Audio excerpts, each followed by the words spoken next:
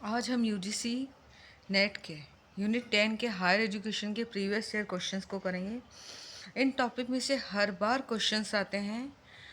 So hello friend, मैं सानिया माखीजा संज्ञान में आपका स्वागत करती हूँ। तो फर्स्ट क्वेश्चन देखते हैं।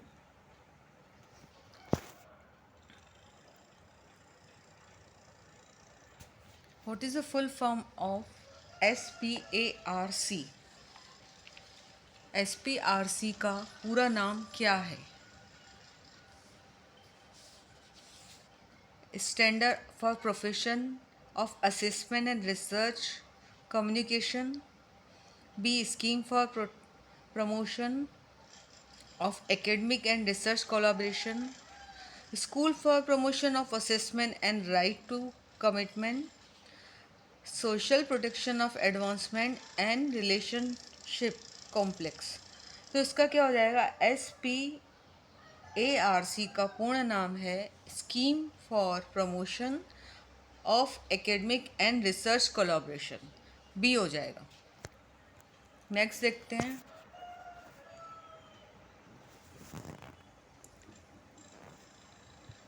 According to NAP 2020, India will promote it as a global study destination, providing premium education at affordable cost, therefore helping to restore its role as नई शिक्षा नीति NEP 2020 के अनुसार भारत वहनीय लागतों पर प्रीमियम शिक्षा प्रदान करने वाला एक वैश्विक अध्ययन गंतव्य के रूप में समुन्नत होगा, जिससे उसको के रूप में अपनी भूमिका पुनः प्रतिस्थापित करने में सहायता प्राप्त होगी। तो जिससे उसको इकोनॉमिक पावर, नॉलेज इकोनॉमी, विश्व गुरु और शिक्षा गुरु, तो क्या हो जाएगा इसका? ये विश्व गुरु के रूप में अपनी भूमिका पुनः प्रतिस्थापित करने में सहायता मिलेगी। इसका हो जाएगा सी। अब ये NEP है क्या? NEP क्या है? NEP राष्ट्रीय शिक्षा नीति 2019 पर आधारित है। डॉक्टर के कस्तूरीरंगन इस उद्देश्य के अध्यक्ष थे। इस नीति का उद्देश्य समावेशी, सहभागी और समग्र दृष्टिकोण को सुविधाजनक बनाना है और शिक्षा के प्रति अधिक वैज्ञानिक दृष्टिकोण की ओर प्रगतिशील बदलाव को लाना है। इसका मुख्य उद्देश्य है कि संज्ञानात्मक विकास विकसित करना है और साथ ही बच्चों की सामाजिक और शारीरिक जागरूक करना है। बच्चों को नेट 2020 का लक्ष्य है कि भारत को एक वैश्विक ज्ञान बनाना है। जो फर्स्ट नेप आया था नेशनल एजुकेशन पॉलिसी, वो 1968 में आया था और सेकंड जो आया था वो 1986 में आया था और यह एक तीसरी शिक्षा नीति है जो 2019 में आई है। अब MHRD का नाम बदलकर इन्होंने शिक्षा मंत्रालय कर दिया गया है। नेशनल एजुकेशन पॉलिसी को 4 भागों में विभाजित किया गया है। स्कूली शिक्षा, उच्च शिक्षा और फोकस का एक अन्य प्रमुख क्षेत्र है जिसमें आएगा वयस्क शिक्षा और भारतीय भाषा को बढ़ावा देना और ऑनलाइन शिक्षा को बढ़ावा देना। मेकिंग इट हैपन की जो नीति है उसको कार्यक्रम में लाना है। नेक्स्ट देखेंगे।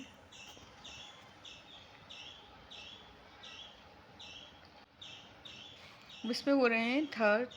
According to NEP 2020, the first vertical of higher education commission of India HECI will be the National Accreditation Council, National Education Regulatory Council, General Education Council और हायर एजुकेशन ग्रांट्स काउंसिल।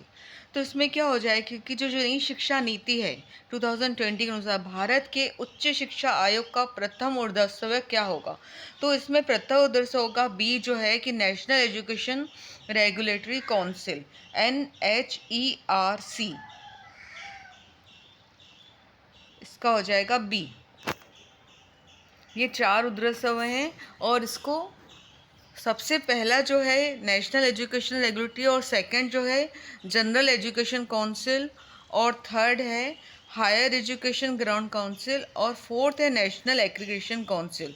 तो इनको आप serial wise learn कीजिए क्योंकि इसमें first पूछा है कौन सा है, तो फर्स्ट हो जाएगा नेशनल एजुकेशन रेगुलेटरी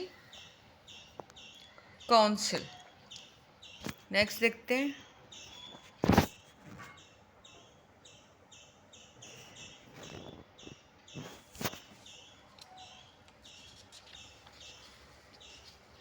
नेक्स्ट है कि राष्ट्रीय शिक्षा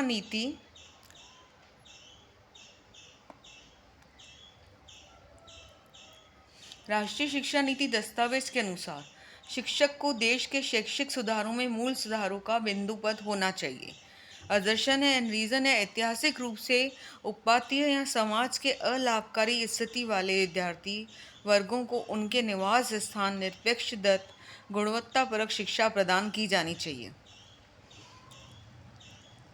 तो इसका क्या हो जाएगा कि जो राष्ट्रीय शिक्षा नीति दस्तावेज के अनुसार शिक्षक को देश के शैक्षिक सुधारों में मूल सुधारों का बिंदुपद होना चाहिए, यह बिल्कुल राइट है।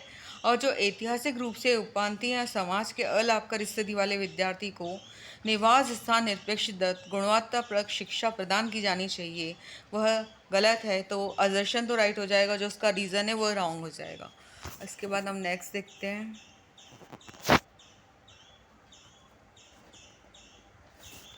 नीति आयोग। नीति आयोग क्या है?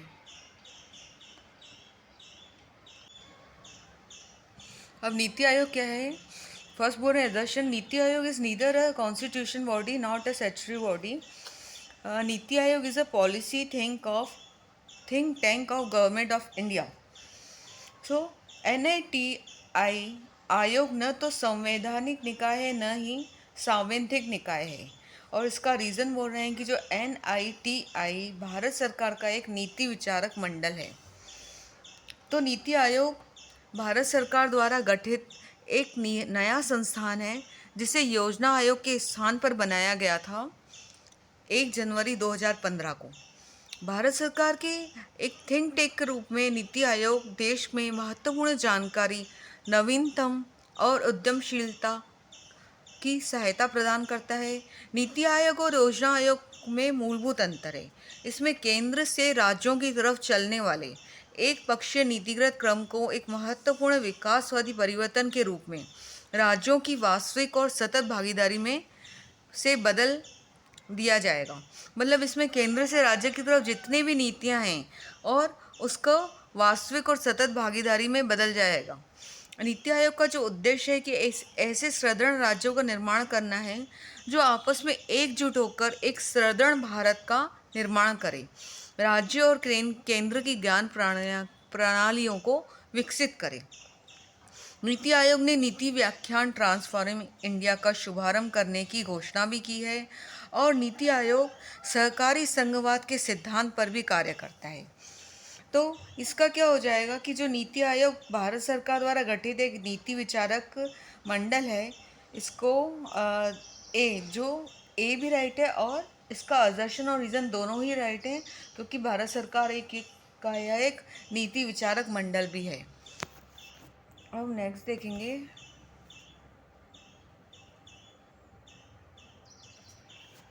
UGC care list. नीचे दो कथन दिए गए हैं।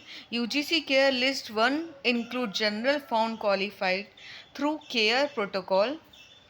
फिर UGC care list 2 include journal indexed in globally recognised डाटाबेस्ड।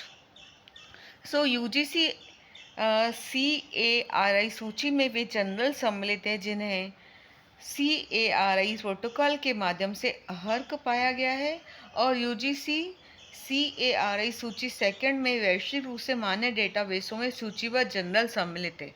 तो ये जो दोनों ही इसके हैं, असर्शन और रीज़न दोनों ही राइट हैं, क्योंकि UGC केयर लिस्ट में वे जनरल होते हैं जो केयर प्रोटोकॉल के माध्यम से अर्हक होते हैं और इसे वैश्विक रूप से मान्य डेटाबेसों में सूचीबद्ध जनरल शामिल हैं।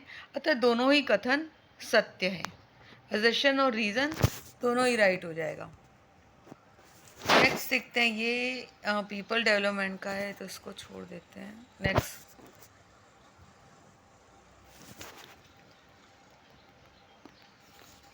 What is the full form of समवे? SAMVI का पूरा नाम क्या है? So skill assessment matrix for vocational advancement of young. And second है state authority ministry for vocational achievement of youth और skill assessment matrix for vocational advancement of youth.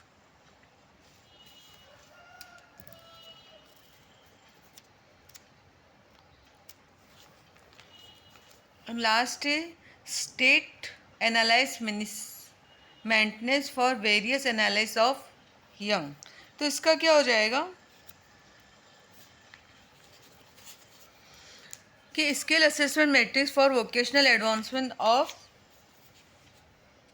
Youth, सी हो जाएगा इसका कि जो स्मृति ईरानी ने 11 नवंबर 2014 को युवाओं के व्यावसायिक उन्नति के लिए SAMVI समन्वय को शुरू करने की घोषणा की थी। इसका उद्देश्य था कि वर्तमान शिक्षा प्रणाली में छात्रों के लिए व्यावसायिक और पारंपरिक शिक्षा को एकीकृत करना है। तो इसका नेक्स्ट देखेंगे अब।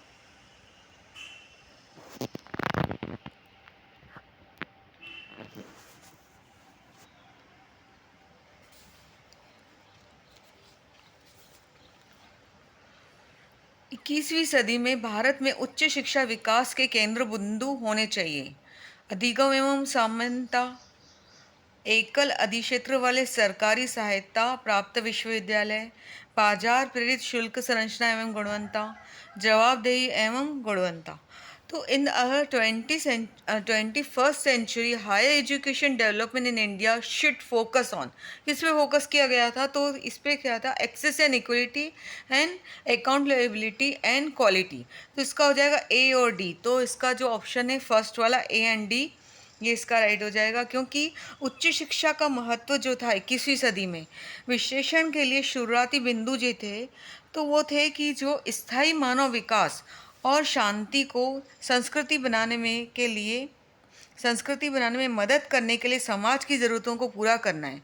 तो 21वीं सदी में भारत में उच्च शिक्षा विकास के केंद्र बिंदु थे अधिगम एवं समानता और जवाबदेही एवं गुणवत्ता, ए और सी।